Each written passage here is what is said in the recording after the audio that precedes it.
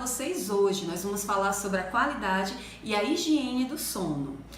Esse tema foi sugerido por uma das nossas seguidoras, que também é paciente, e pediu que a gente falasse sobre esse tema porque hoje em dia afeta muitas pessoas, você tem um sono realmente contínuo. Lembrando que ainda não conferiu as nossas dicas, vai no nosso canal no YouTube, coloca Carla Pinheiro Nutricionista e você vai ter uma gama de temas todos diversificados e um conteúdo inteiramente gratuito para vocês. Então aproveita, quem está querendo entender um pouco mais de nutrição, ter dicas para o dia a dia, confere lá no nosso canal. Então vamos para o nosso tema hoje, que é higiene e qualidade do sono. Gente, o sono é muito reparador e é muito importante para uma vida saudável. A gente sempre fala que um dos pilares é a alimentação, é você ter uma prática de atividade física, mas também ter um sono reparador, um sono que te dê energia no dia seguinte. E hoje em dia eu me deparo com muitas pessoas no consultório com muita dificuldade em relação ao sono. Elas acordam no dia seguinte e parece que não renovaram. Elas já acordam muito cansadas, já acordam muito esgotadas. E isso acontece muitas vezes porque aquelas horas de sono não foram respeitadas. Primeiro, acontece isso muito por uma questão comportamental. Muitas pessoas, elas querem adormecer assistindo programas de TV, assistindo aquela série, e uma vai puxando a outra, e as pessoas ficam muito curiosas. Quando vão olhar no relógio, já passou o horário do sono. E a gente, o nosso corpo, a gente parece ter um reloginho, que tudo é muito cronometrado. Nosso corpo, ele é feito por um ritual, por programações. Então, se você passa por aquele horário e não respeitou o seu sono, o seu corpo muitas vezes entende que não está na hora de desligar. Então, é muito importante você ter mais ou menos um período de horas contínuo, ou seja, vou respeitar as minhas 7 horas de sono, as minhas 8 horas de sono, porque aí o seu corpo ele sabe que você está se preparando para dormir. Lembra que eu falei da palavra ritual? É isso mesmo. Quando você tem aquele ritual do sono, que vai ao banheiro, escova os dentes, no caso das meninas, vai tirar a maquiagem, vai colocar o seu pijama. Quando você faz todo esse passo a passo, o seu corpo reconhece que está na hora de dormir. Muitas pessoas não têm muito esse ritual, adormecem na frente da TV e não dá a oportunidade do seu cérebro entender que está na hora de desligar da tomada. Outro grande vilão, falei da TV, mas claro, nos dias atuais não tem como não falar dos telefones, dos celulares. Então as pessoas hoje em dia estão com aquele estímulo na sua frente e ficam até deitado no seu cantinho, na sua cama, no seu ambiente de dormir, só que ficam ali ainda totalmente conectadas com o mundo. E isso faz com que elas tenham dificuldade em desligar. Por quê? Porque elas ficam atraídas por aquela história que uma vai puxando a outra de forma contínua. Outra coisa que a TV e o celular têm, uma fonte de luz direto no seu olho. E por uma questão evolutiva, a gente é acostumado a dormir quando a gente tem menos estímulo de luz. Então aquela luz muito forte na sua frente já impede um pouquinho que você pegue no sono. Quer fazer um teste? Pega um livro para você ler antes de dormir. Quando você está folheando o livro, é muito mais fácil de você pegar no sono. Além de você ter um conteúdo bacana, que você está realmente resgatando, que eu acho que é um hábito que nem todo mundo hoje em dia tem mais, né? De ter um livro na cabeceira da cama. Além de você resgatar um hábito super saudável, né, pra gente, você também vai adormecer com mais facilidade do que se você tiver um estímulo de um celular na sua frente. Então as pessoas estão trocando muitas distrações. Não que navegar na web não seja prazeroso, sem dúvida, mas tentar fazer como a gente sempre fala, tudo na vida tem que ter moderação. Então resgatar um pouco o hábito, quem sabe, do livro vai fazer você adormecer no horário certo. Então, quantidade de horas. Muitas pessoas me perguntam, doutora Carla, quantas horas eu preciso dormir? Depende. Tudo na nutrição, tudo na área da saúde é muito feito por médias. Nós podemos ter uma pessoa que precisa dormir 8 horas e outra que precisa dormir 6 horas e a média das duas seria 7 horas, por exemplo.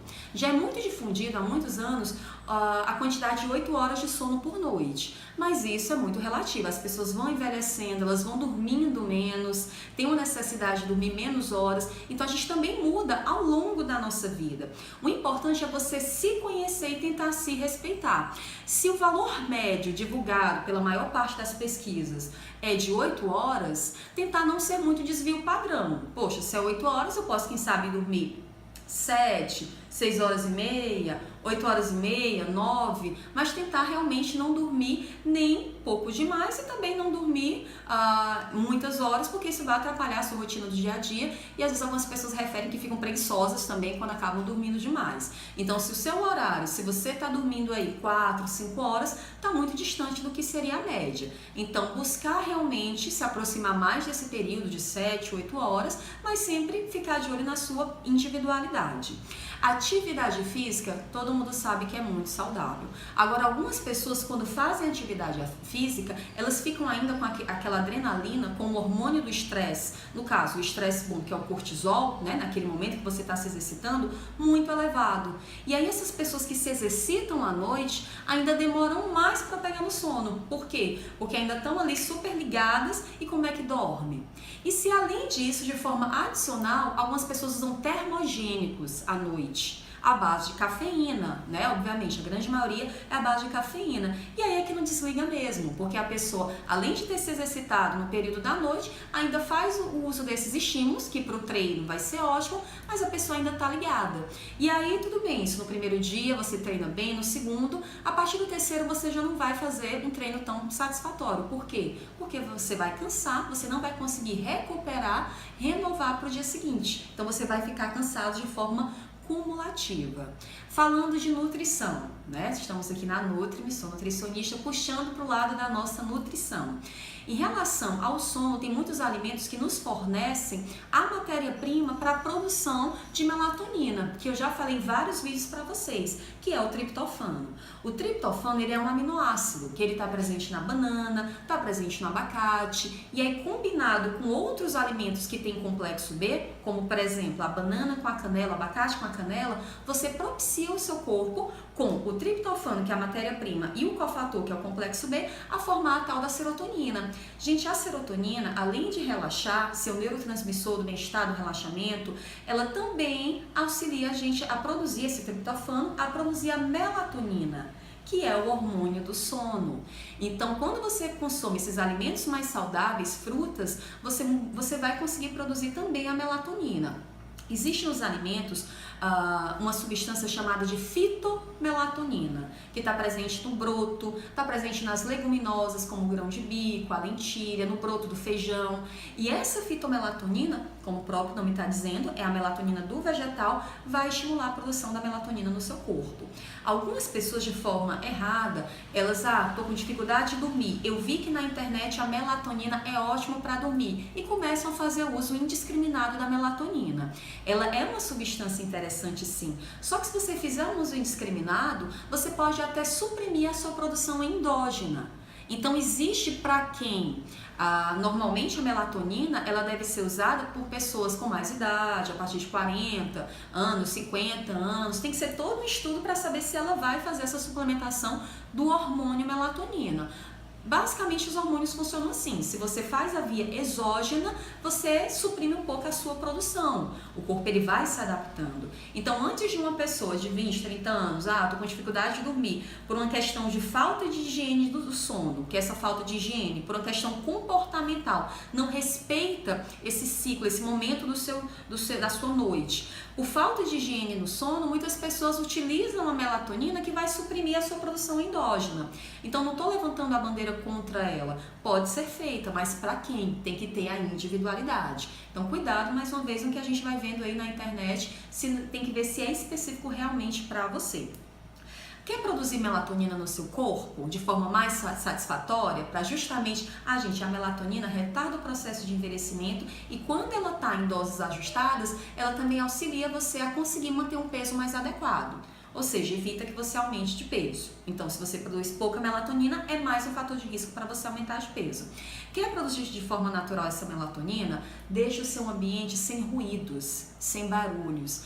Na sua janela, colocar aquelas cortinas estilo blackout, fecha completamente. O seu ambiente de sono, para dormir, tem que ser totalmente sem barulho e sem luz. Até aquela luzinha que sai do monitor do computador, que sai da TV, ela já interfere um pouquinho na produção da melatonina. Eu sempre uso e indico para alguns pacientes a questão do uso das máscaras. As máscaras hoje em dia, elas têm esse formatozinho mais anatômico, porque justamente vai ser confortável para você e ela vai vedar completamente a entrada de luz. Então, a utilização das máscaras para dormir também é um ótimo recurso para quem quer estimular mais a produção da melatonina.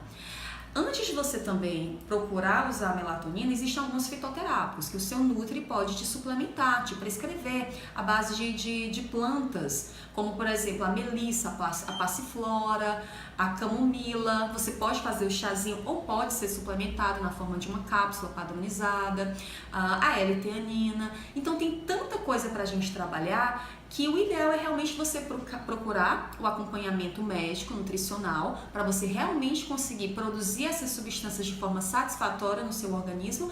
E o principal, que já dá para ser feito agora para você, é respeitar a sua higiene do sono, é respeitar o seu momento.